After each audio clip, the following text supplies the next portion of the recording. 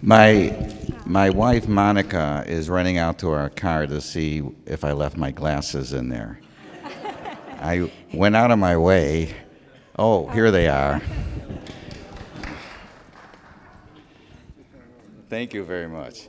So there's a little touch of the abyss immediately. Well, Oh, hi. oh, okay.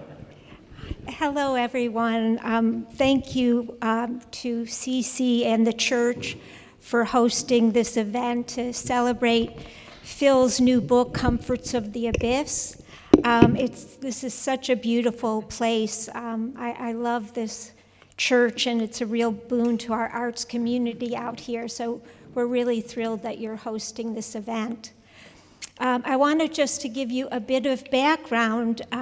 Phil and I have known each other for a long time now, and I've edited three or four books we've edited together at Norton. The first was his incredible memoir, My Dyslexia, and this was a book that I had asked him to write after reading an interview with him in a literary journal where he wrote about acknowledging his own dyslexia when he saw similar symptoms in one of his sons. But I knew Phil actually first through his poetry when I was a graduate student at the Writers' Workshop at the University of Iowa in the early 80s. And I have a very specific memory of a friend, another poet, and myself judiciously studying one of Phil's poems that we found that appeared in the New Yorker. And we were looking at the poem and the different turns in the poem and really using exactly the same method that Phil proposes in this new book about unlocking the anxiety of writing by studying the inner workings of another poet. So, and of course, I did not know Phil at that time. We didn't meet until, I don't know what year. Oh, God. Anyways, When we met? yes, In that sounds right. That's probably around the time we began Right. working on My Dyslexia, and then I've worked with Phil on, I think, 2 other collections of poetry. Yeah. So anyway, I wanted to read you the poem that I discovered of Phil's. Is that okay with you, Phil? And then we'll begin to hear from Phil about his book. So the poem was called The View, and it was, as I said, it was, we found it in the New Yorker, and me and my friend were very interested in the way the poem takes many turns. The View. Remember how the door in our first apartment always stuck.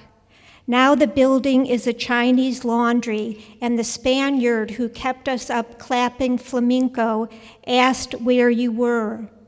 I admitted I didn't know.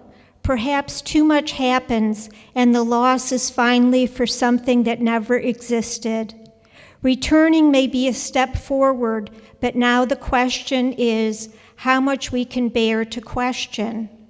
Change, I think, happens almost always too late. Yes, I still miss the way you washed your hands before undressing and how your green eyes darkened with desire. I remember what was promised, that once I believed I could die of love. That, like fate and youth and weather, it continued forever. This is the first day of the new year, and around me, everywhere, the light is less convincing. I mean to say the view this morning from every direction is still lovely, if a little darker. That's a beauty, Phil. So anyways, to introduce Comforts of the Abyss, this book is a bit of a hybrid. It's a memoir of your own coming of age as a writer and also of other writers you encounter, as well as an eloquent guide to writing, to persona writing, or developing a narrative voice and viewpoint different from one's own. In doing so, you write, it makes it possible to articulate difficult feelings and can provide a shield from the shitbird, your term for one's sense of doubt and hatred. So Phil, can we start there with the shitbird? And first, would you read a little bit about your method and where it came from as an introduction to our discussion? So we've gone from poetry to the shitbird. And I want you to know, Monica, that was just practice, that poem. I was in my 20s, I think, when all that.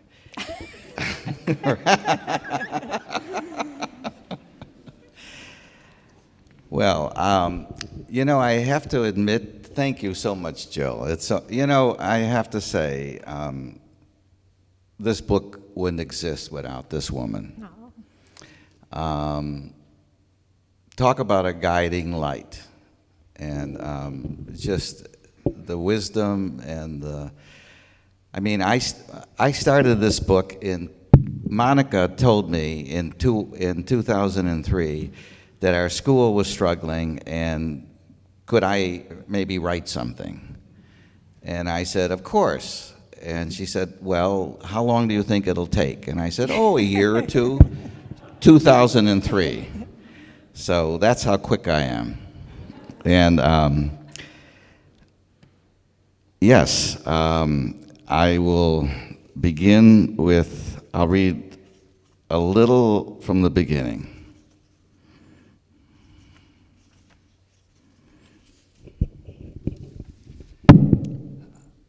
The writer's studio was imagined and cobbled together, idea by idea, mistake by mistake, over the past 35 years. I could easily enough claim that its main concept, that of persona writing, or borrowing another writer's narrator, his or her personality, attitude, and tone, in filtering one's own emotions and stories through, say, the lusty bravado of a Walt Whitman or Ernest Hemingway, the ironic whimsy of an Isaac Babel, or the intensely focused and radical agitation of an Emily Dickinson or Elizabeth Bishop, evolved out of my early love of first-person narrators. This extra layer of sympathy and confidence affected me as a reader as well as a writer. The writer began to look at whatever I was attempting to say in a more objective and discerning way. And the reader would often forget that I was reading altogether and take on the very persona that was telling me one of these extraordinary stories and poems, to the extent that I'd go around pretending I was Jake Barnes in The Sun Also Rises, and Holden Caulfield in The Catcher in the Rye, and even old Huck Finn in Adventures of Huckleberry Finn. Their opinions and attitudes became mine, and I would even try to talk and act the way I imagined they did, which wasn't an easy feat for a dyslexic. I didn't know that I was dyslexic until much later, or that it was the reason I didn't learn to read until I was 11, was held back twice, and grew up thinking I was dumb. But this way of reading and seeing the often confusing world around me allowed me to see myself as a character in stories I wanted to not only read, but write. The writing process is seldom logical, and writers of any seriousness often enough see themselves as unabridged and curious creatures, desirous of the very thing they fear most, exposure of any kind. I know now that if I'm not made uncomfortable by something I'm writing, I'm probably not saying anything of value. That true emotional connection almost always creates anxiety. Why else would I need to investigate every thought and act, remain stubbornly suspicious of every desire and surprise, of even my very motivation to create? Isn't it only reasonable that I should feel like a stranger to myself, knowing that the excitement I seek in revelation is matched with dread of equal, if not superior, strength? That this is what the great project of creative thinking is all about, finally, knowing and revealing our incapacities and most intimate thoughts and a cautionary tale we tell ourselves when we think no one else is listening? Isn't this what all the masters were about too? Henry James, Tolstoy, George Eliot, Shakespeare, Gerard Manley Hopkins, and most certainly Walt Whitman, performing on their psyches surgeries of such magical persuasion they were willing to bring forth what they may have perceived as shameful and pathetic, to disrupt their most intimate sense of privacy and commitment. Once I realized this, that I needed this mask. Oscar Wilde put it best. He said, "Give a man a mask and he'll tell you the truth." That he has a hard time trusting his own self. And I found in the world, the immigrant, tough world neighborhood in upstate New York where I grew up, that kids created personas for themselves that made them tougher and smarter and better. And that was a way of, every now and then something would happen and they would find themselves revealing who they were and what they were really feeling and get very shameful and hide. So writers create personas for themselves as a person, and then as the writer, and then personas in terms of who does the writing.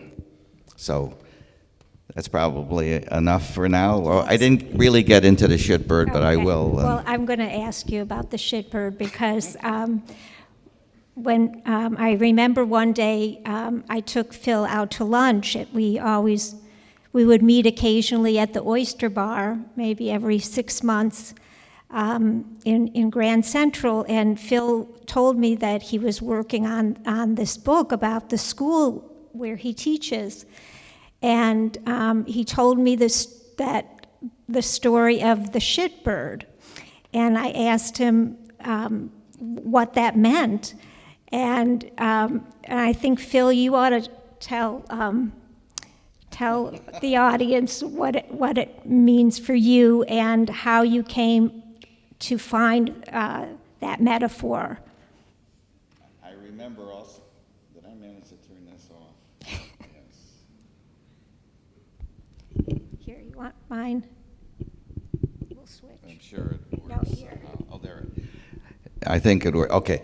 I remember also the next day I heard from you. You said, "I discovered mine." Right. She found her shitbird. Yes, I think we all have one, but tell them what it is.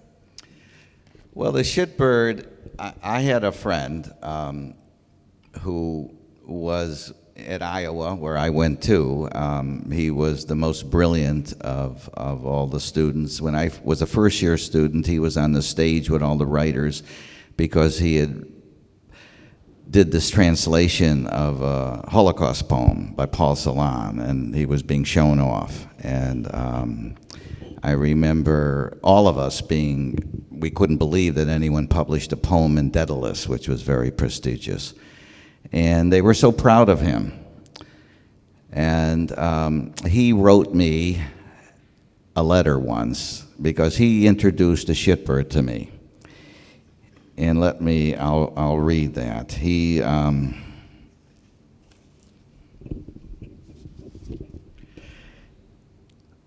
wrote me this letter years later. "I found that when I write alone in my attic, I am not alone in my attic at all. There are maybe a half a dozen critics, themselves symbols of others, who perch on my shoulder like little shitbirds, whispering instructions in my ear.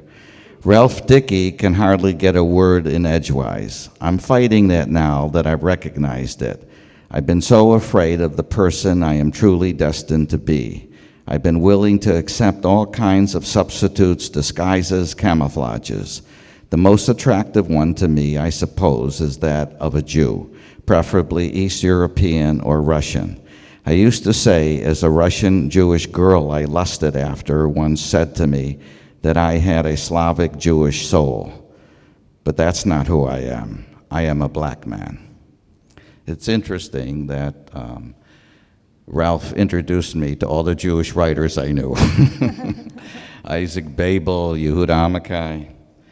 Yes, Ralph was a black man, or half-black man, possessed of an endearing capacity to agitate, influence, and reduce everything to a discrete series of large and small disturbances that left everyone, including himself, and especially me, exhausted and unrecognizable.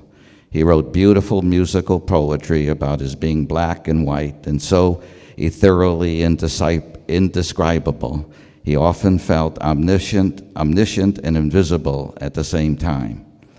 Omnipresent and invisible. Everyone, especially I, found him brilliant, original, overbearingly modest, and insufferably self-conscious, to the point of appearing at times to vanish right before our eyes.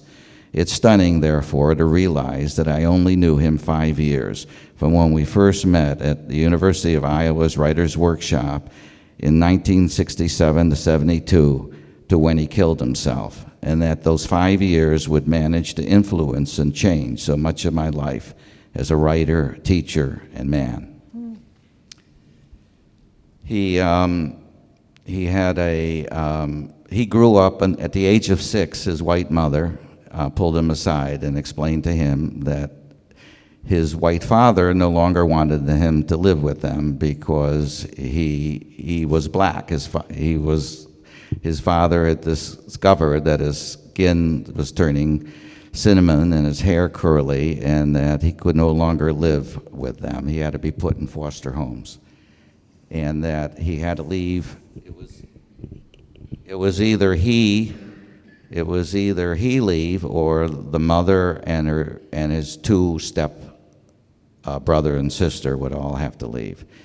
So he just somehow managed to survive often abusive foster homes until he found a wonderful black woman who was a piano teacher who taught him music, and he became a jazz musician, and that led to poetry. So I guess with a past like that to have to overcome, he knew something about shitbirds. And my job, I saw, was we had an ongoing argument whether or not writing could save him, basically, whether or not art and his talent was something that could serve as a lifeline and keep him going. And he introduced me to a book called The Temptation to Exist by E.M. Cioran, that talked about comforts of the abyss, that what you had to do is turn your negativity into inspiration, turn your pain into inspiration. And my relationship with him was trying to save him in an ongoing argument, which I apparently lost. And I think only while writing this book did I realize that I translated that argument to the school, that helping people recognize their shitbirds and the argument it makes, and separating from it through the use of a persona was a way to survive.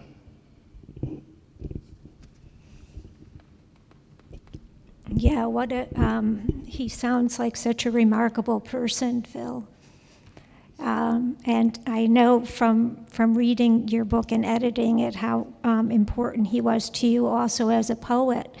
Do you still feel the shitbird on your shoulder after winning the Pulitzer Prize in poetry and all of your accomplishments? Well, let's say that I pulled my shitbird aside this morning, and we had a little talk, and I convinced him to stay home. So unless you'll know it when he arrives. Well, so much about writing. I think that one has to have doubt as a writer. I'm sorry? One has to have doubt as a writer. The idea being, and you write about this in your book, that doubt is a way of getting to the deeper, darker parts of oneself for which most good writing comes from? Well, when you sit down to do anything creative or positive, there's always 100 reasons not to.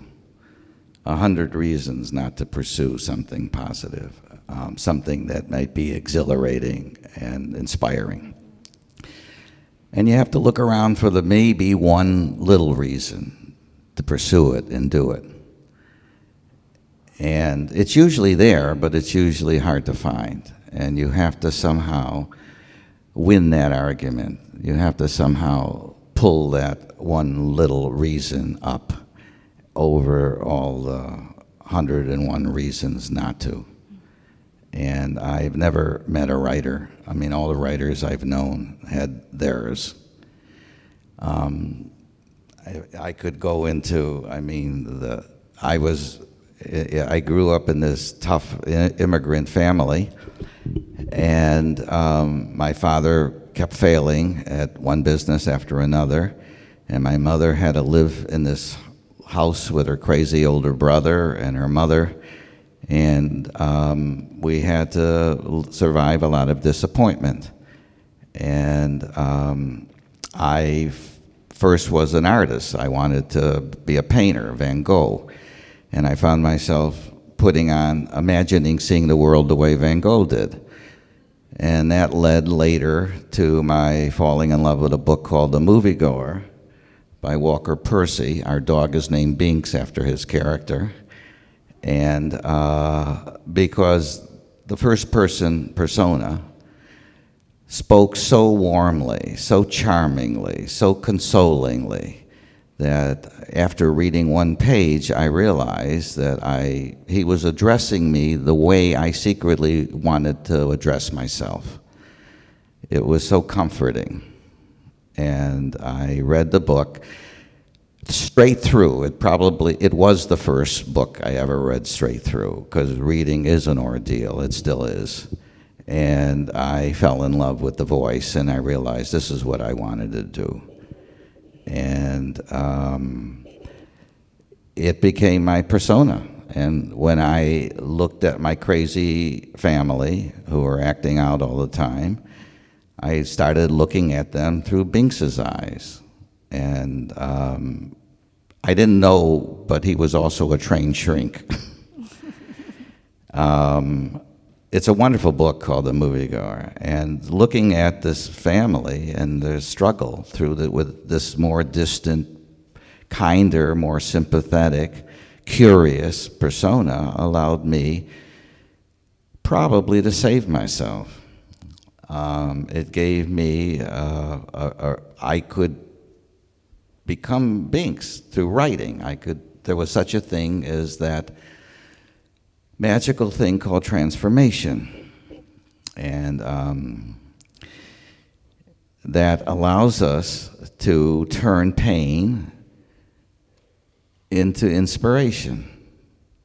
And for me, looking at my life through the eyes of someone else allowed that process. Mm-hmm. You write in the book about many other writers that you came to know and that were influences on you. And you tell a very funny story about Norman Mailer, which I remember when I came across it reading your manuscript, I was laughing out loud. So do you want to share that story? Which one? About Norman Mailer and your competition? Oh, the cliff, yes. I met Mailer in Provincetown. I was between teaching jobs and poor, and he would frequent this bar. He'd go to Provincetown to write, and he was surrounded by sycophants and guys kissing up to him, and I wanted nothing. I wasn't interested in that, and I just kept to myself. The owner of the bar was my landlord and let me drink there free.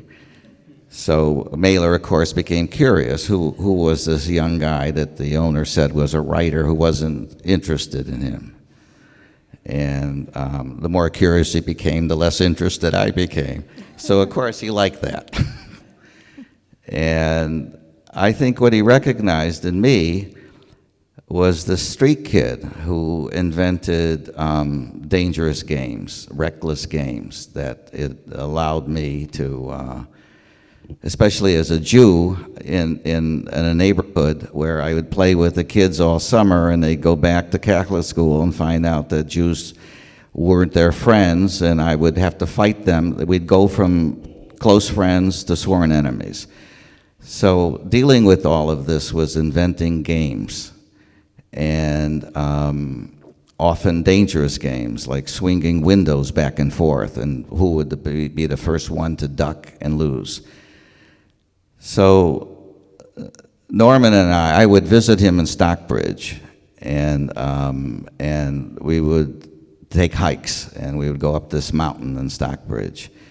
And we were once doing this and talking about something, and we both saw this cliff at the same time. And we both started running toward it without a word, without a word of explanation. And the game was a game of chicken, the first one that doesn't go over loses. And I was going over, and he stopped because he's a rational human being, or was, and he grabbed me by the collar and yanked me back and looked at me and said, "You are a crazy motherfucker, aren't you?"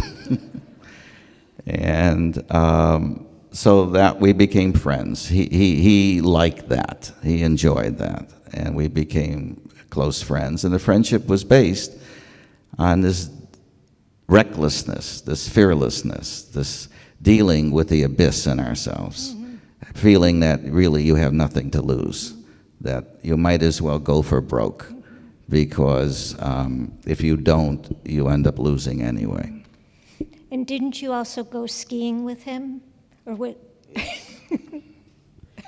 Well, you're going to know everything. There'll be no reason to read the... I was visiting him one weekend, and he decided we should go skiing. Of course, I had never skied before. I knew what the word meant, but other than that, and I didn't tell him. And he took me to a place called Catamount, which seemed like a sufficiently stupid name for a place where you would race downhill on two little poles. And when he was pulling the skis out, I explained to him I didn't know how to put them on and that I didn't ski. So he took me over. He was disappointed, but he took me over. He wasn't surprised, but he took me over to the baby with 8-year-olds. And I was supposed to, he was going to leave me there with the 8-year-olds, and he was going off to the advanced. So, of course, I was indignant, and I thought, how hard could this be? And I went over to the intermediate slope. I didn't know it was the intermediate slope, but there weren't babies there. There were grown-ups. And I did what everyone else did and got into this chair that lifted up into the air. I managed to hang on to both skis, barely. And when I got down, I was following a group of people over to the biggest hill of ice I've ever seen in my life. And so I decided at the last moment, this is crazy. I was in my 20s, and I did want to live to see my 30s, so I was going to turn around, and the guy behind me started to laugh. He said, so I decided I was going to go through with this anyway. And I put my skis on, and I went over.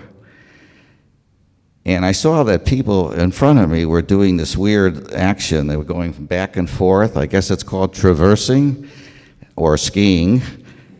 And I didn't know how to do that, so I went straight down. And unfortunately, all the people in front of me were doing everything they could to get out of my way, flinging themselves to the ground, saying very unpleasant things, by the way, calling me the kind of names I had heard as a kid growing up in that neighborhood. And next thing I knew, I had 2 or 3 patrol guys around me telling me, fall down, fall down. And one tried to knock me over. I have a good sense of balance, and I wanted to fall down, but I couldn't manage to. For one thing, I was going so fast. And finally, they managed, two of them on one side, managed to knock me over. And I rolled to a stop, to a bush, and I looked up, and Norman was there looking down at me. He said, "I have just one question. Why did you settle for the intermediate slope?"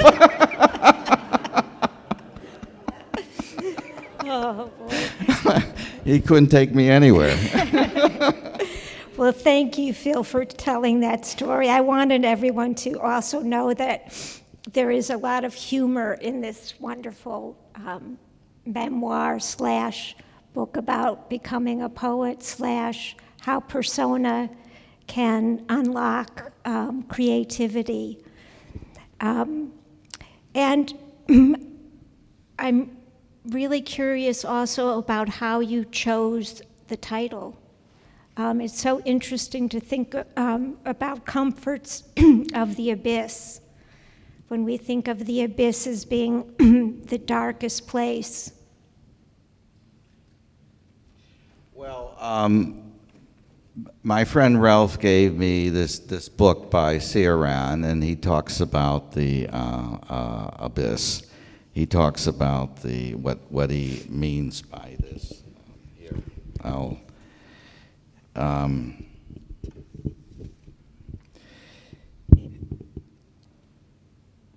and he said, this is from the Cioran. It's true that negation is the mind's first freedom. E.M. Cioran, the brilliant Carpathian philosopher, tells us in his wonderfully dark and powerful study of alienation and futility, the temptation to exist.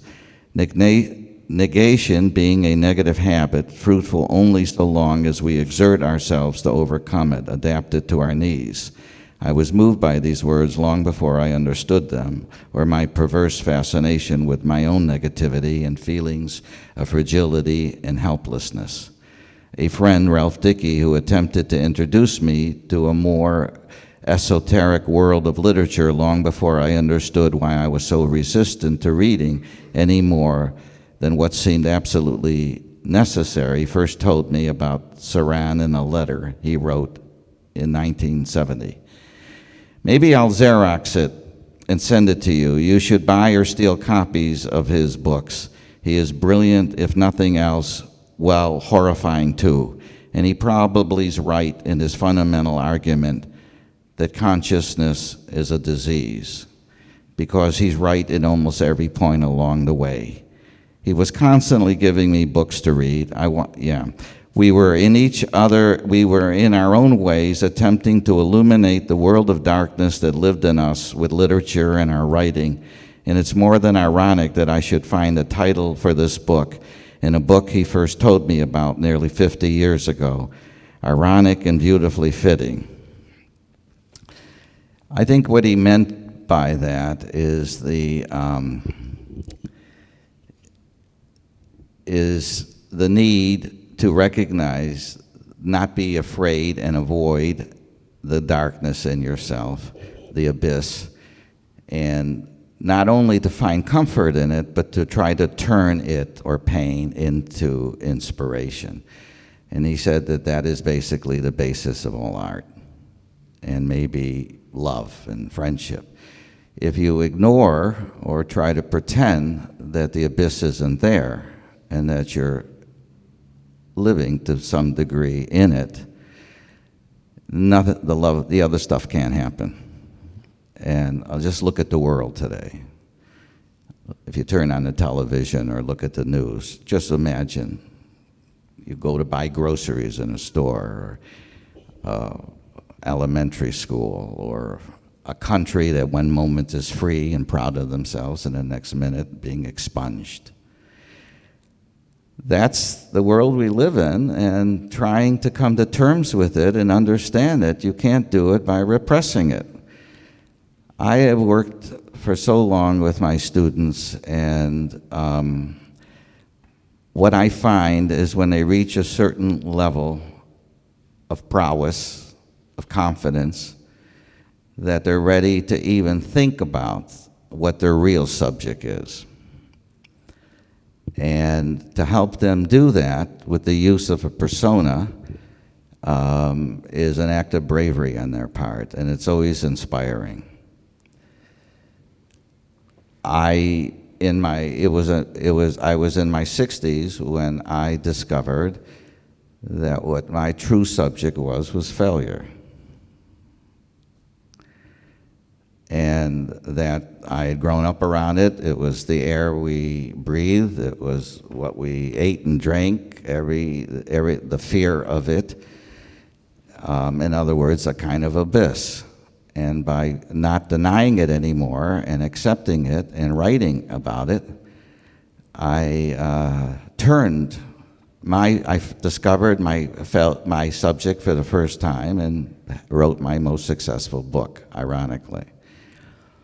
And I have to say, my wife, Monica, is the one who liked the title. Everyone told me not to call it the book Failure, that I would be handing it to my critics. They would all agree, yes, this book is a failure.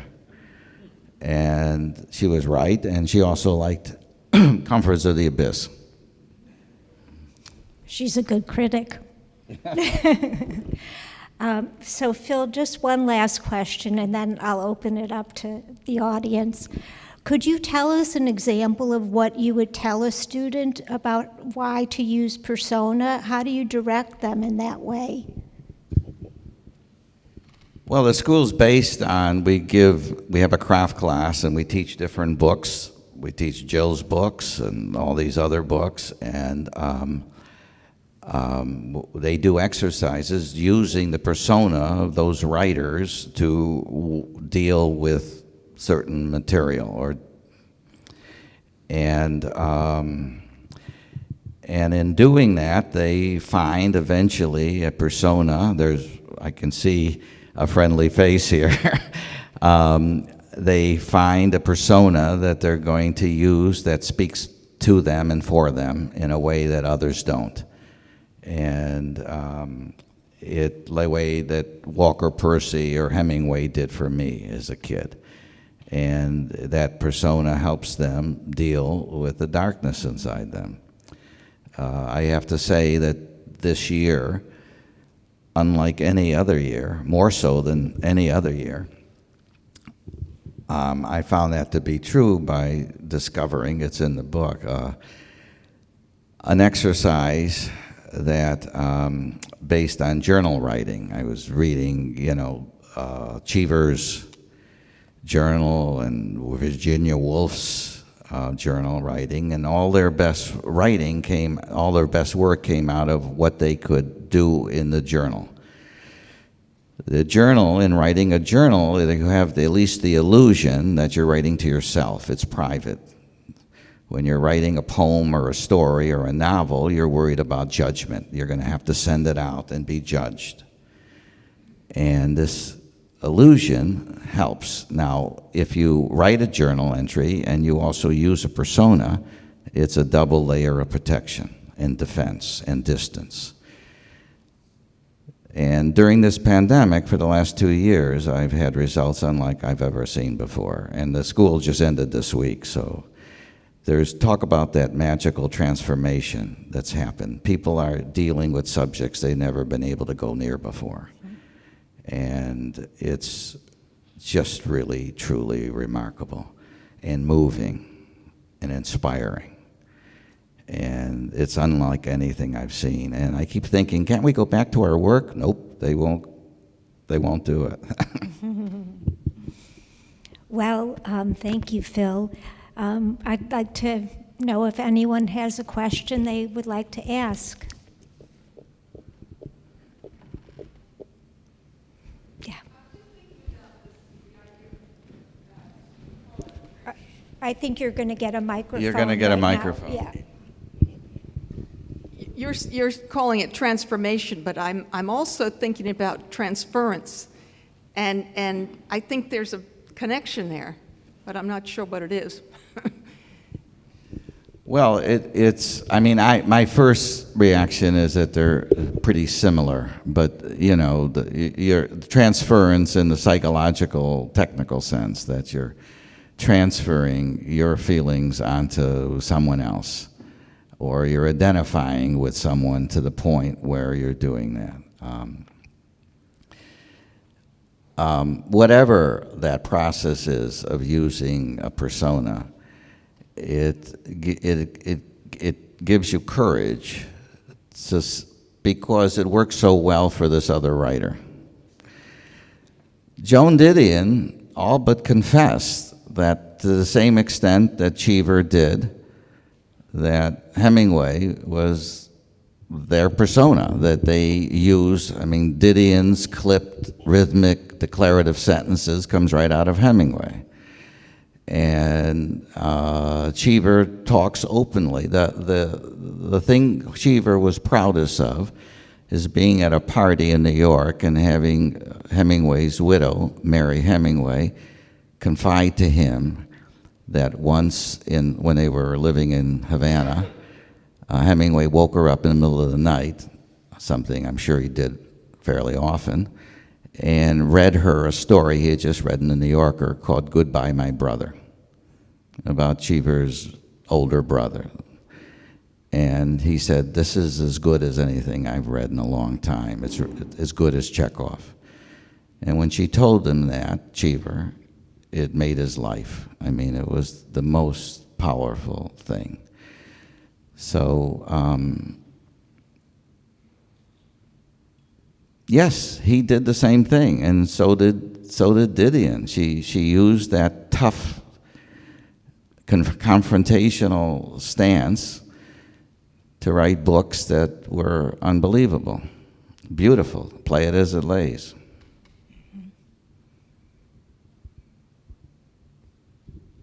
Did I frighten you all into silence? Other questions? Yes. No, there's a microphone. Do you write every day, Phil? No, mercifully, no. No, we have a school, I'm teaching, I can't say I'm traveling, can't use that as an excuse. But sometimes I write as little as I have to. But I write a lot. What I have to say gets said somehow.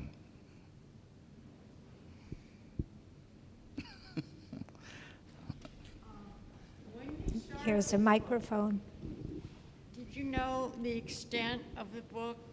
Like, you could say, this was approximately what you wanted to cover in the book about your life, or did it just sort of evolve and expand? What a great question.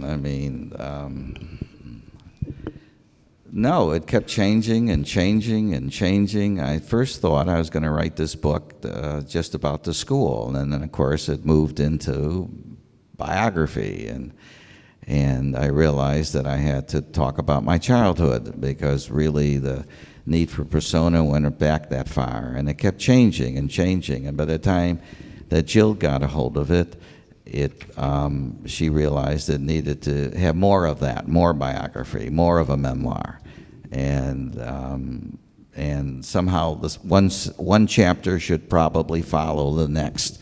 That there should be some kind of sense of sequence. And poets, what do they know about that? And although Jill also published a novel in verse of mine, so. But yes, it changed constantly, and I found that it changed as I changed. I didn't really, until I read the book as a reader, really had no idea what I was doing, what I was after. And it was to read it as a reader made me understand my life in a way that I have never had before.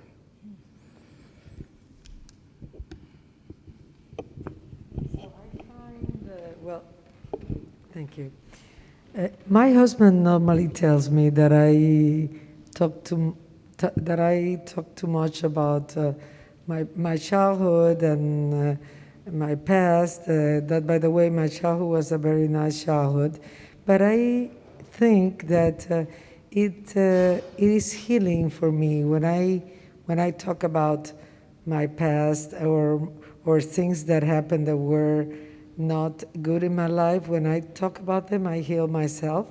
And it caught my attention how you feel the same way.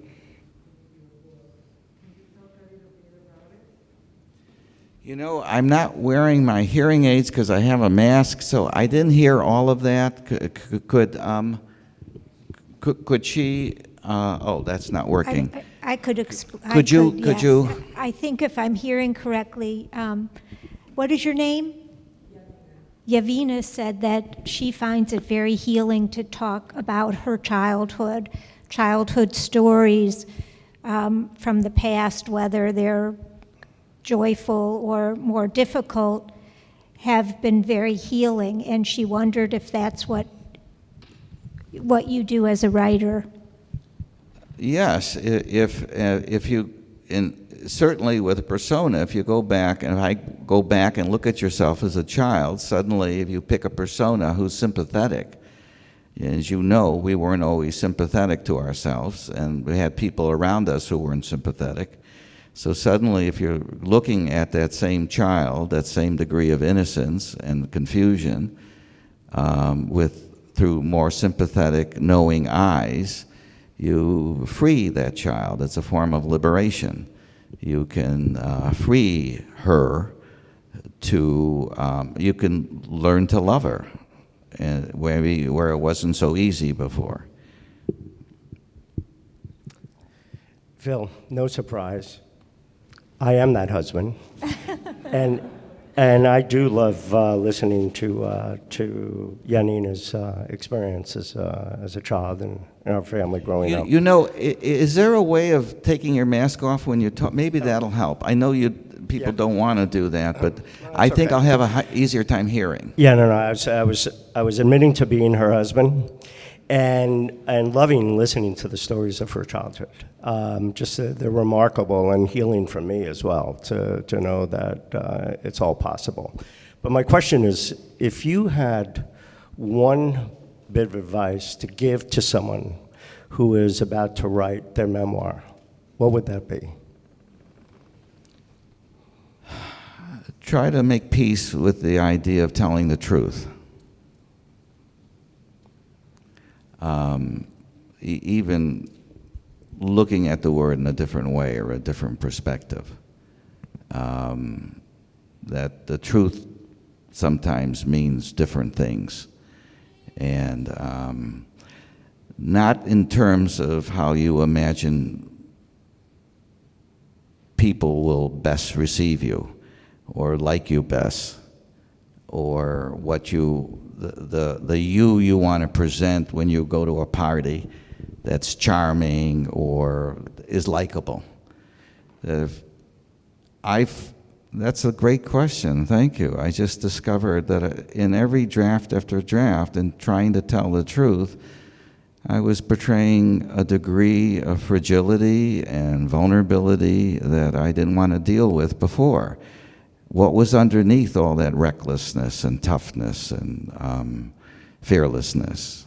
Just how fearful and frightened and vulnerable I really was. And it's really hard to admit that to yourself and strip all that away. So if you can bear to even begin that process, that would be a good first step. I think we have time for one more question. John, how are you?